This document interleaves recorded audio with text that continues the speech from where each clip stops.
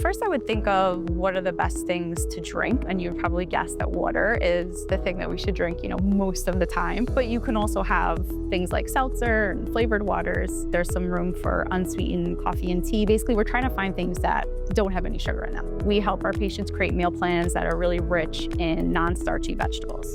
So most vegetables are very low in carbs and super healthy. So that would be stuff like broccoli and green beans and asparagus and salads and things like that. Next, we would want to add in lean proteins. So examples would be almost all types of seafood a couple of times a week. We would want to include things like skinless poultry, skinless chicken, and turkey often.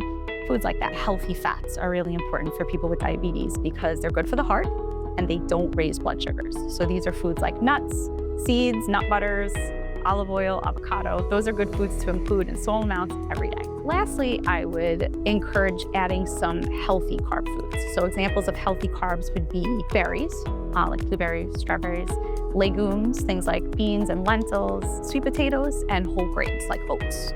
That way, the meal plan is more realistic because it can be really difficult to eat no carbohydrates for a long time. Usually we would start with like a one-to-one get-to-know-you visit because we really want to understand what's going on with you and your health. We want to understand your eating habits and your goals. And then we'll usually set up some sort of education or follow-up plan. It's a lot of one-on-one visits, and those are almost always covered by insurance.